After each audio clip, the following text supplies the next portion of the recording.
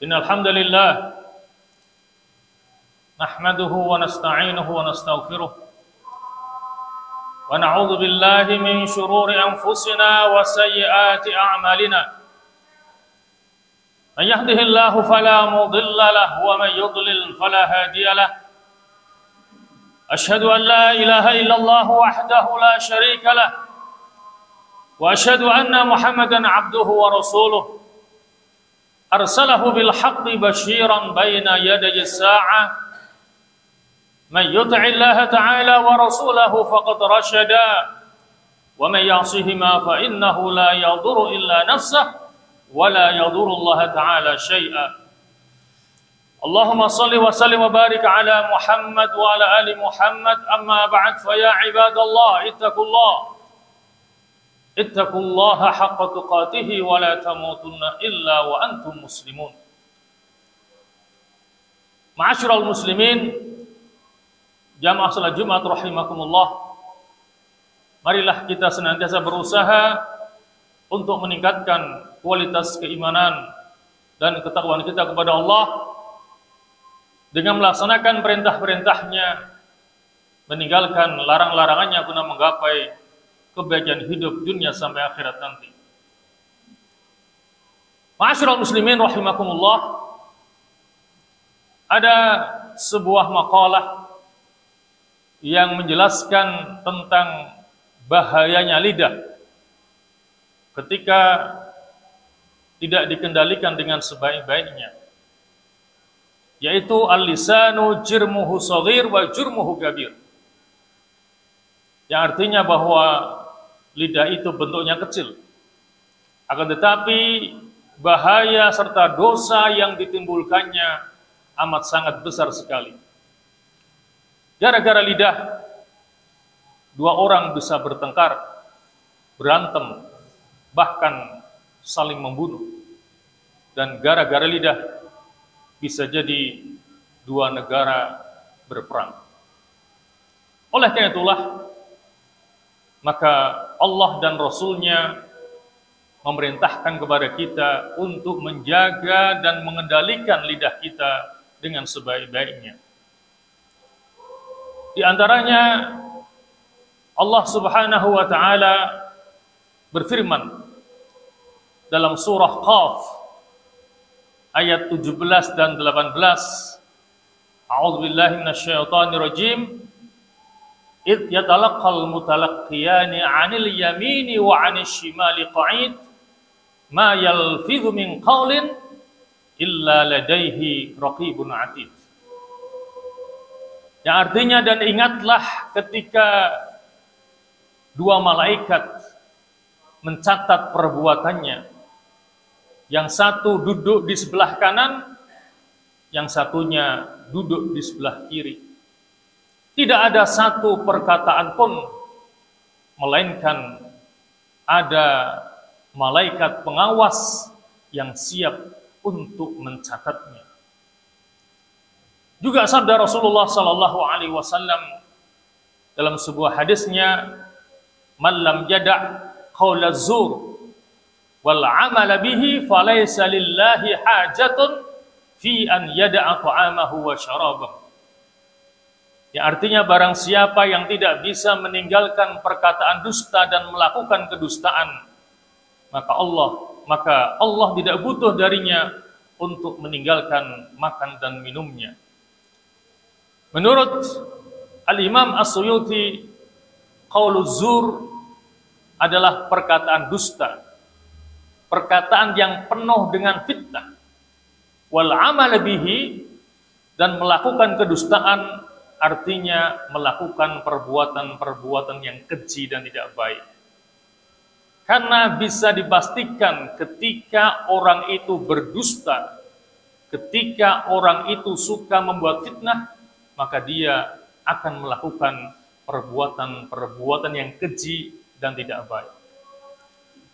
Ma'asyiral muslimin rahimakumullah, lantas dosa apa saja yang bisa ditimbulkan oleh lidah kita ketika kita tidak mampu menjaganya dengan sebaik-baiknya? Tentunya sangat banyak sekali dosa yang ditimbulkannya, yang pada kesempatan khutbah kali ini kami sampaikan beberapa di antaranya. Dosa yang pertama adalah al-kadzib ataupun dusta. Terkait dengan dosa ini, maka Rasulullah sallallahu alaihi wasallam mengingatkan dalam sebuah hadisnya yang sumbernya dari sahabat Abdullah ibnu Mas'ud, di mana Rasulullah bersabda, "Alaikum bisidqi, fa inna sidqa yahdi ilal birr, wa innal birra yahdi ilal jannah. Wa ma yazalu ar-rajulu yasduqu wa yataharra sidqa hatta yuktaba 'indallahi siddiqan. Wa iyyakum wal kadhiba, fa innal kadhiba yahdi ilal fujur, wa innal fujura yahdi ilan nar. Wa ma yazalu ar-rajulu yakdzibu wa yataharra al-kadhiba hatta yuktaba 'indallahi kadzaban." Yang artinya hendaknya kalian berkata jujur. Karena sesungguhnya kejujuran itu akan membawa kepada kebaikan. Dan kebaikan itu akan membawa atau membimbingnya masuk ke dalam surga. Dan seseorang yang senantiasa berkata jujur, maka dia akan dicatat di sisi Allah sebagai siddiqan, sebagai orang yang jujur. Jauhilah al-kadzib, dusta. Karena sesungguhnya dusta itu akan membimbing kepada kejahatan. Dan kejahatan itu akan membimbingnya masuk ke dalam neraka. Dan seseorang yang senantiasa berdusta, maka dia akan dicatat di sisi Allah sebagai kadzab, sebagai seorang pendusta. Ma'asyiral muslimin rahimakumullah, ada dosa kedua yang ditimbulkan oleh lidah adalah ghibah atau menggunjing. Kata Al-Imam An-Nawawi, ghibah adalah menyebut-nyebut kejelekan orang lain yang dia tidak ada di hadapannya. Dan ghibah ataupun menggunjing ini adalah termasuk di antara dosa besar yang diserupakan dengan memakan bangkai saudaranya. Sebagaimana yang diingatkan oleh Allah Subhanahu wa taala, "Wala yaghtab ba'dukum ba'dha ayuhibbu ahadukum ay ya'kula lahma akhihi maitan fakarihtumuh." Janganlah sebagian di antara kalian menggunjing sebagian yang lainnya. Sukakah salah seorang di antara kalian memakan bangkai saudaranya? Fakarihtumuh, tentunya kalian tidak menyukainya. Kemudian Rasulullah sallallahu alaihi wasallam menjelaskan hakikat daripada ghibah ini dalam sebuah hadisnya yang sumbernya dari sahabat Abu Hurairah, di mana Rasulullah bertanya kepada para sahabat-sahabatnya, "Atadruna mal ghibah?" Tahukah kalian apakah ghibah atau menggunjing itu? Qalu, mereka mengatakan, "Allahu wa rasuluhu a'lam." Allah dan Rasulnya lah yang lebih mengetahui. Qala, kemudian beliau berkata, "Dzikruka akhaka bima yakrah." Jadi ghibah itu adalah menyebut-nyebut tentang saudaramu dengan apa yang tidak dia sukai. Qila, kemudian ada yang bertanya kepada Rasulullah, "Afara'aita in kana fi akhi ma aqul?" Qala, "In kana fihi ma taqul faqad iktabtahu, wa illam yakun fihi faqad bahattahu." Kemudian ditanyakan kepada Rasulullah, bagaimana jika yang aku katakan itu benar-benar ada pada saudaraku itu? Maka Nabi mengatakan, jika yang engkau katakan itu benar ada pada saudaramu, berarti engkau telah menggunjingnya.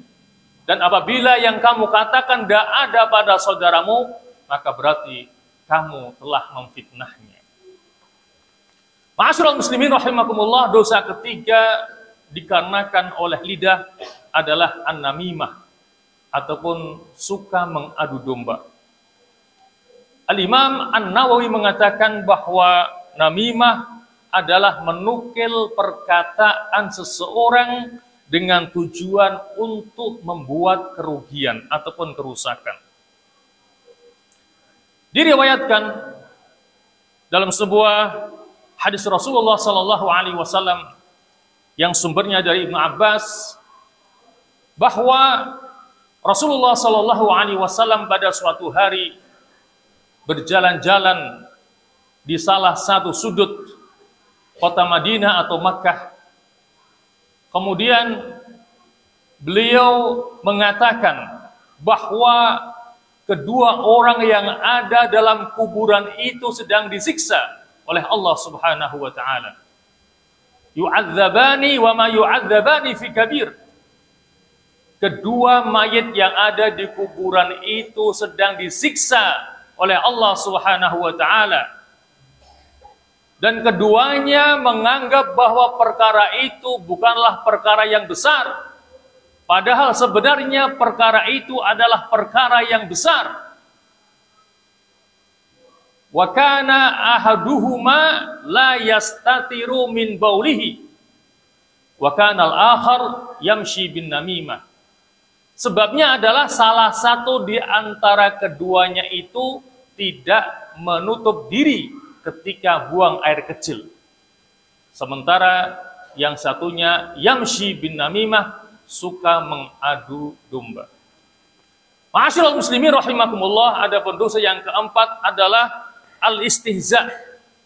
Artinya suka mengejek orang lain. Inilah yang diingatkan oleh Allah Subhanahu wa taala dalam surah Al-Hujurat ayat 11. Ya ayyuhalladzina amanu la yaskhar qaumun min qaumin asa ay yakunu khairan minhum wala nisa'um min nisa'in asa ay yakunna khairan minhunna. Yang artinya, wahai orang-orang yang beriman, janganlah satu kaum mengejek kaum yang lainnya, karena bisa jadi kaum yang diejek lebih baik daripada kaum yang mengejeknya.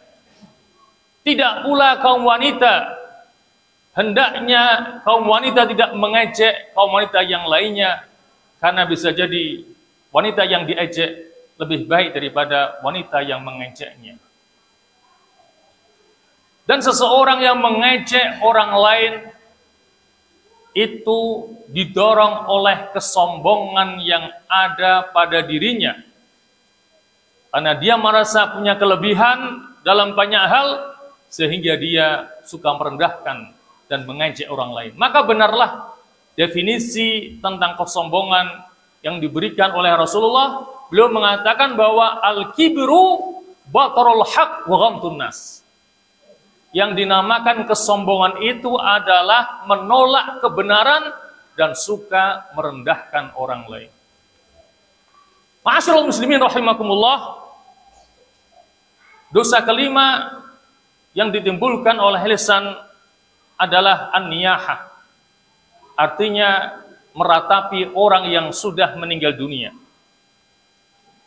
An-niyahah adalah jika seseorang itu bersedih dan menangisi seorang mayit serta menyebut-nyebut kebaikan-kebaikannya. Dan niyaha ini termasuk dosa besar dan merupakan di antara tradisi daripada orang-orang jahiliyah. Sebagaimana yang disabdakan oleh Rasulullah sallallahu alaihi wasallam dalam sebuah hadisnya yang sumbernya dari Abu Malik Al-Asy'ari, Rasulullah mengatakan bahwa ada 4 perkara yang terdapat di tengah umat-umatku yang keempat-empatnya itu merupakan tradisi daripada orang-orang jahiliyah dan orang sulit untuk meninggalkannya. Yang pertama adalah membangga-banggakan kebesaran leluhurnya. Merasa dirinya dari golongan ningrat ataupun berdarah biru. Yang kedua, suka mencela keturunan. Yang ketiga, mengkaitkan turunnya hujan dengan bintang tertentu yang ada di langit. Kemudian yang keempat adalah an-niyahah, yaitu meratapi orang yang sudah meninggal dunia. Ma'asyiral muslimin rahimakumullah, adapun dosa keenam yang diakibatkan oleh lidah adalah suka berdebat. Berdebat untuk mencari pembenaran, bukan berdebat untuk mencari kebenaran. Ini sesuai dengan sabda Rasulullah sallallahu alaihi wasallam, abghadur rijal ila Allah al-aladul khasib. Bahwa orang yang paling dibenci oleh Allah adalah orang yang keras kepala dan suka berdebat. Karena bisa dipastikan kalau orang itu keras kepala, ketika dia berdebat, maka yang dia cari adalah pembenaran, bukan kebenaran. Dia merasa paling pandai, dia merasa paling benar, yang lainnya salah tidak seperti dirinya. Maka dia termasuk orang yang paling dibenci oleh Allah Subhanahu wa ta'ala.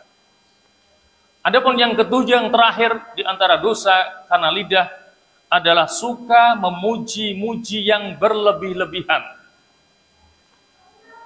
Diriwayatkan dari Abu Ma'mar, dia berkata, ada seseorang yang berdiri, kemudian dia memuji-muji seorang gubernur yang lewat di hadapannya.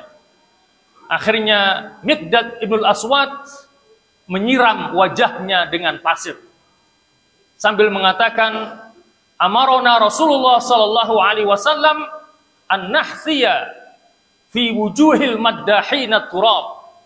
Yang artinya bahwa Rasulullah sallallahu alaihi wasallam memerintahkan kepada kita untuk menyiramkan pasir di wajah orang yang suka memuji secara berlebih-lebihan.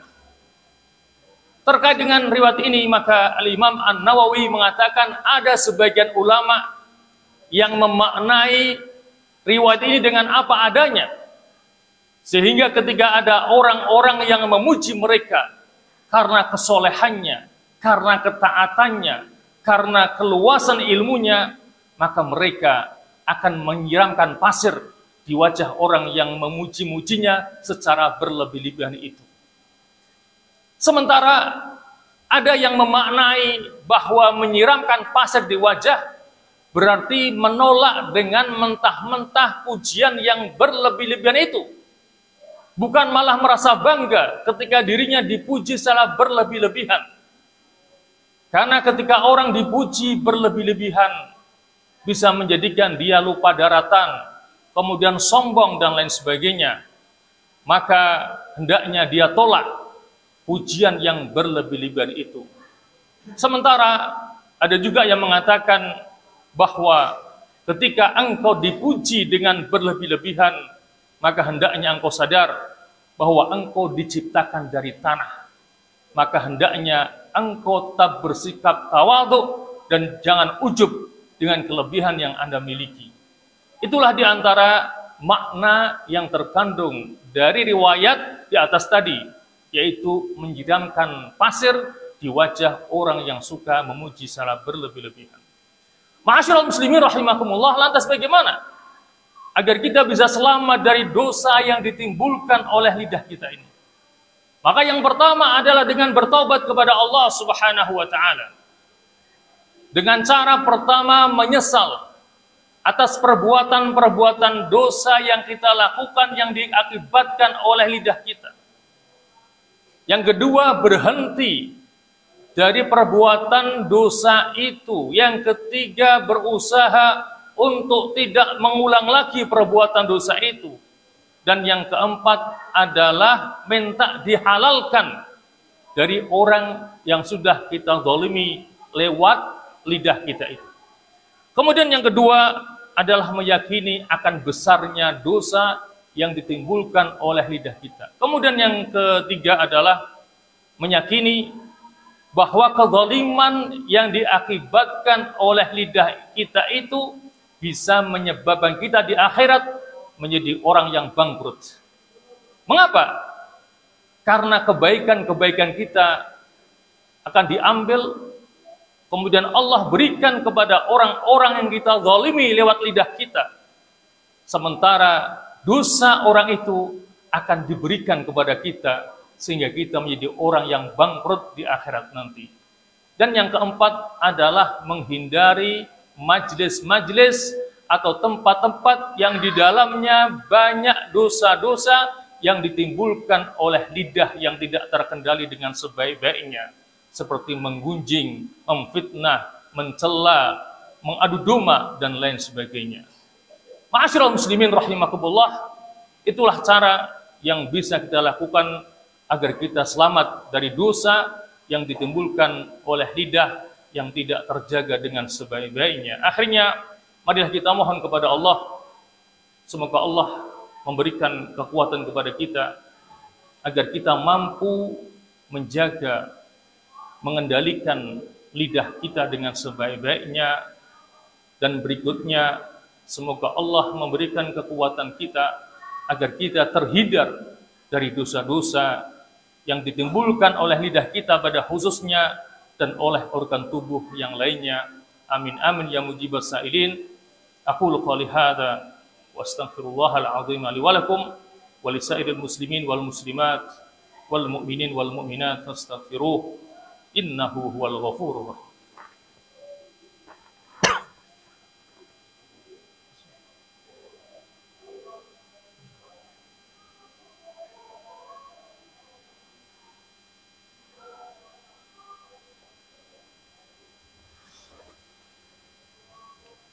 Alhamdulillahi ala sunufin na'ma. Ahmadullah subhanahu wa ta'ala wa ashkuruhu ala jazilil ata. Wa ashhadu an la ilaha illallah wahdahu la syarika lah. Syahadatan adakhiruha liyawmil liqa. Wa ashhadu anna Muhammadan abduhu wa rasuluhu asfal asfiya. Wa ala alihi wa sahbihi al-kurama. Amma ba'd fa ya ibadallah ittaqullaha al-malikad dayyan. تدخل برحمته فسيح الجنان ثم اعلموا أن الله تبارك وتعالى صلى على نبيه قديما وأمركم بذلك إرشادا لنا وتعليما فقال تعالى ولم يزل قائلا عليما إن الله وملائكته يصلون على النبي يا أيها الذين آمنوا صلوا عليه وسلموا تسليما اللهم صل على محمد وعلى آل محمد كما صليت على إبراهيم وعلى آل إبراهيم وبارك على محمد وعلى آل محمد كما باركت على إبراهيم وعلى آل إبراهيم في العالمين إنك حميد مجيد اللهم اغفر للمسلمين والمسلمات والمؤمنين والمؤمنات الأحياء منهم والأموات إنك سميع قريب مجيب الدعوات يا رب العالمين اللهم أصلح من في صلاحه صلاح الإسلام والمسلمين وأهلك من في هلاكه صلاح الإسلام والمسلمين اللهم اجعل بلدتنا هذه وسائر بلاد المسلمين بلدتنا آمنة مطمئنة محمية رخية عز الإسلام والمسلمون فيها وعلت كلمتك فيها برحمتك يا أرحم الراحمين اللهم انصر الإسلام والمسلمين وأعز الإسلام والمسلمين وأعلي كلمتك إلى يوم الدين ربنا آتنا في الدنيا حسنة وفي الآخرة حسنة وقنا عذاب النار وادخلنا الجنة مع الأبرار يا عزيز يا غفار يا رب العالمين اللهم هذا الدعاء ومنك الإجابة يا سميع الدعاء يا ذا المن والعطاء وصلى الله على محمد وآله وصحبه وسلم والحمد لله رب العالمين وأقم الصلاة.